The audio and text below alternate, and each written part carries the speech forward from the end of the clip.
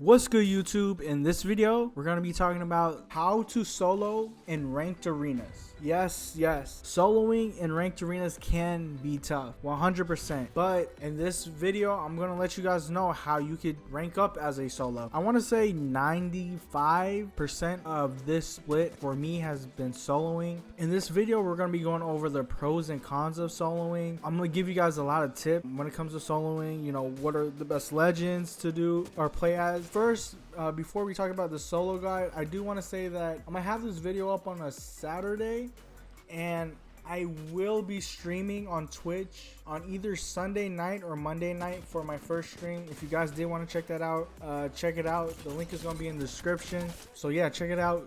Just chilling, playing ranked arenas, soloing. I'm gonna be using these tips in the stream, so check that out. But back to the video. So soloing is tough. You know, it's a lot different from when you are 3-stacking. This game right here in the background will be the definition of a solo game. In this gameplay in the background, you know, I have two teammates that they're good. They're not mainly, it looks like they're not mainly arena players. And I remember talking to one of them after the game, and they were saying that, you know, they were just chilling on this game. So because of that, they didn't really play good in the first 2 to 3 rounds, and you can see that in the background. And because of that, I had to, you know, kind of carry a bit. At the end of this game, I dropped 4,700 damage in this game, and that just shows you a lot. I mean, within the first 3 rounds, I dropped 2,000 damage, and the teammates, they had like 500 damage. You know, that's the definition of solo queuing. It's not that you get bad teammates. Sometimes your teammates just don't care as much as you when it comes to ranked arenas. So you do have to, you know, put in some extra work when it comes to solo queuing. But let's talk about the pros and cons of solo queue. Now, the advantages when it comes to soloing are more than likely you're not going to be playing against 3-stacks. Yes, maybe like 1 out of 5 games you'll play against a 3-stack master, 3-stack pred team. More than likely you'll probably be playing against other solos or duos, so that's a plus. And not only that, if you're someone like me who plays arenas a lot, when you solo, you play against new people because you don't play against people that are at your skill level all the time. Just like when you 3-stack, you're always going to play against the same people because those people are 3-stacking, you're 3-stacking. It's always the same people. But when you solo, it's just you get new people to play against, which makes it kind of refreshing. And also another advantage too is, honestly, if you hate the Devo like me, soloing, there's not that many Devos. There'll probably be like maybe one person that will run the Devo on the enemy team, but it won't be a full 3-man team running Devos. And then the last thing I want to talk about that's an advantage when it comes to soloing, after the game, if you have a good game with your teammates, that is someone you can potentially add up and squad up with for the next game and in the future. You know, so it just gives you the opportunity to find new teammates, new friends, and that's something that I really didn't focus on this split because I have a lot of people on my friend list. But I have a lot of people on my friend list because I did this solo queuing before in like season 11 first split, at the end of season 10 for ranked arenas. And because of that, I have a lot of people on my friend list that I could add or play ranked arenas with, right? And that's an advantage when it comes to solo queuing. Now, the disadvantages when it comes to solo queuing are, man, you got to carry your teammates. Like let's just be real. Majority of the time, you're going to be the best player on your team. And because of that, it's going to make it more stressful. It's going to make it stressful, and it's going to be frustrating because the matchmaking. For some reason, I don't know what it is. It's like when you're solo, you have to just put in extra work to win the game. Another disadvantage is that for some reason, majority of the time, your teammates do not listen. And this usually happens within the first like 2-3 rounds, you know, until your teammates know that you're serious when it comes to ranked arenas, and if you're putting in work and stuff like that, then they'll listen. And also, the last thing that we're going to talk about that's a disadvantage is the matchmaking. Like I said, sometimes the matchmaking will make you go against people that are 3-stacked, master preds, or just 3-stacks that are higher than your skill level, and you know, they use Devos or whatever, but you know, sometimes that happens, but majority of the time it doesn't happen.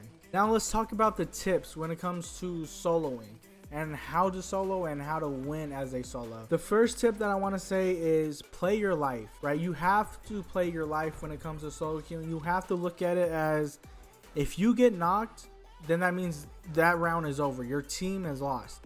So you have to make sure you stay alive. At least don't depend on your teammates to clutch it up, because, you know, honestly, more than likely they won't. You know, because more than likely your teammates will be lower skill and lower level than you. Unless if you had a lifeline on your team, then hey, it's fine, I guess, kinda. But just try not to go down. The second tip that I want to say is help your teammate. Protect them as much as possible. Don't get too far from your teammates, because if you go too far, like I said, they may not be able to handle their 1v1s. If your teammates are shooting at an enemy, you want to help them and shoot the enemy with them. You want to team shoot with them. That's very important. If you see that they're taking damage, you know, they're out in the open or something, if you're like a Pathfinder or something, you need to grapple in there and take some shots for them, and, you know, and shoot while they're trying to run away or something like that. You know, you want to protect them as much as possible. You want to watch over them. You want to see where they're positioned on the map. And also, this is a great tip that someone in the comment section pointed out, but he said that when you're solo queuing, you want to pay attention to the guns that your teammates choose. And that's very important, because if I'm soloing and, you know, I see my teammates have, you know, sniper rifles, then to be honest with you, I can't really choose a, well, I mean, I can, but I don't really want to choose a gun like a SMG that's more in your face, because my teammates they're really not going to be there to have my back. So I need to choose a gun like an R301 to be with my teammates in the back, supporting them, you know. So that's something that's key too. Watch what your teammates choose when they're choosing their weapons. And also another way to help your teammates too are grabbing the materials. You know, when you grab materials, it helps them, because, you know, they get to choose more stuff, you know, in their inventory, whether it's upgrading their guns, getting more abilities, whatever it is. You want to make the game simple and easy for your teammates. So just protect them, watch over them, and just help your teammates. The third thing that we're going to be talking about is inflicting as much damage as possible. When you're solo queuing, it's very important. Like I said, in this game, we dropped 4,700 damage in this game. It's one of my highest games for damage. I'm not sure if it's the highest, but you just want to inflict so much damage to the enemies. This video is a great example, or at least the gameplay in the background is a great example of this. It's going to help your teammates, because maybe if they shoot them just for a little bit to where they would be able to knock them. The easiest way to inflict as much damage as possible is choosing mobile legends, right? Legends like Pathfinder, Octane, and in this video you see Loba, right?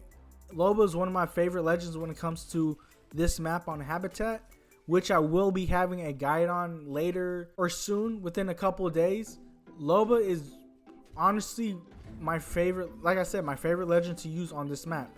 She's very good. You'll see a lot of examples of why I like to choose Loba on this map. But these mobile legends will help your teammates out a lot, because you get to go in the front and you get to inflict damage on the enemies. It makes them heal, it makes them back up. So that will help your teammates, your random teammates, to push up without getting shot.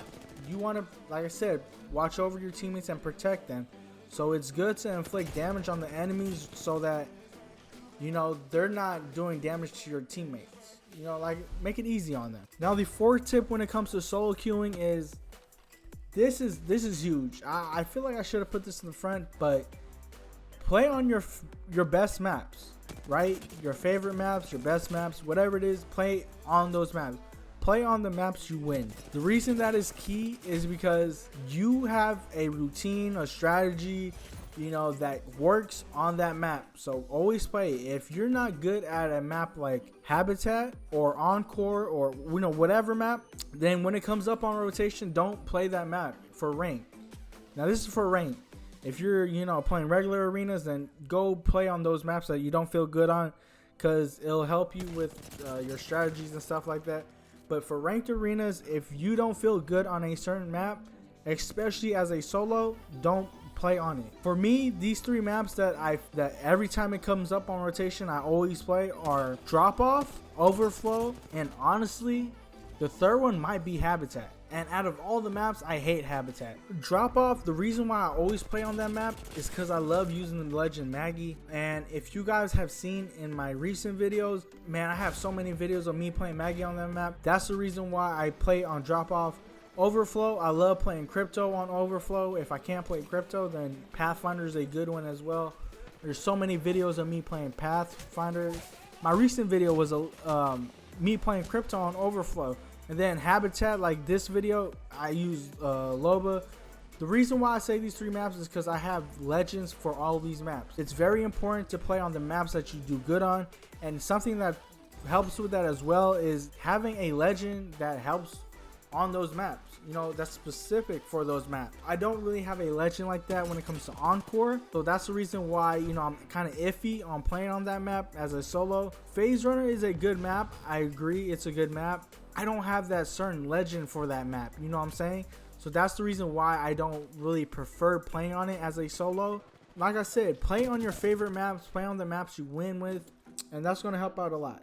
And the 5th thing that I want to say when it comes to ranking up as a solo in ranked arenas is try not to stress. You know, when you're soloing, I understand it's tough.